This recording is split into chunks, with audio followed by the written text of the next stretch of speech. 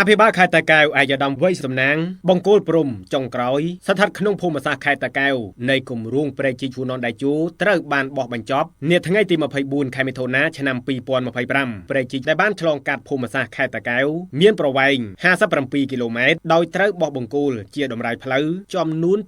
550បង្គោលជាមួយនេះបើយោងទៅតាមអ្នកនាំពាក្យក្រសួងសាធារណការនិងដឹកជញ្ជូនលោកថនរឹមបានឲ្យដឹងថាក្រុមការងារបច្ចេកទេសអន្តរក្រសួងបញ្ចប់ការបោះបង្គោលព្រំដីតាមបណ្ដោយព្រែកជីកហ្វូណនដៃជូក្នុងភូមិសាស្ត្រខេត្តតាកែវនិងបន្តបោះបង្គោលក្នុងភូមិសាស្ត្រខេត្តកំពតនិងខេត្តកែបក្រុមការងារបច្ចេកទេសអន្តរក្រសួងដឹកនាំដោយក្រសួងសាធារណការនិងដឹកជញ្ជូនបានបិទបញ្ចប់បេសកកម្មទៀងទាត់និយមការនិងបោះបង្គោលព្រំដីតាមបណ្ដោយព្រែកជីកហ្វូណនដៃជូសម្រាប់ភូមិសាស្ត្រខេត្តតាកែវហើយលោកបានឲ្យដឹងថាក្រុមការងារអន្តរក្រសួងនិងអាជ្ញាធរដែនដីនឹងមានការចូលរួមពីប្រជាពលរដ្ឋប្រកបដោយទឹកមុខញញឹមផងនោះបានចុះពិនិត្យទៀងទាត់និយមការនិងបោះបង្គោលព្រំដីតាមបណ្ដោយព្រែកជីកហ្វូណនដៃជូក្នុងភូមិសាស្ត្រខេត្តតាកែវកាលពីថ្ងៃទី3ខែមិថុនាឆ្នាំ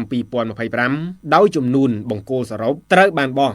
550បង្គោលបើតាមលោកថនរឹមក្រុមការងារបច្ចេកទេសបានយកទិន្នន័យទទួលបានការរៀបចំផែនទីលំអិតសម្រាប់គម្រោងព្រែកជីកហ្វូណនដៃជូហើយក្រុមការងារនឹងរៀបចំផែនការសកម្មភាពបន្ត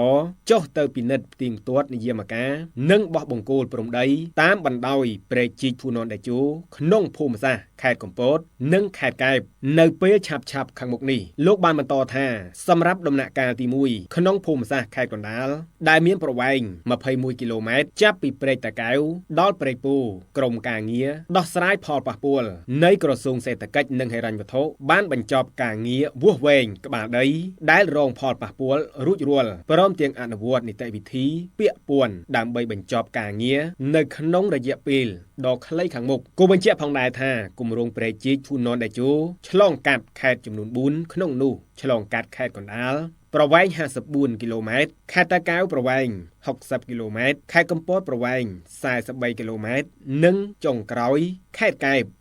17.5គីឡូម៉ែត្របើគ្មានការប្រែប្រួលទេដំណើរការពិនិត្យនិងទីងទាត់និយមការបោះបង្គោលព្រំដីតាមបណ្ដោយព្រែកជីកហ្វូណនដៃជូគ្រោងនឹងបញ្ចប់នៅបំណាច់ខែកក្កដាឆ្នាំ2025ខាងមុខនេះហើយ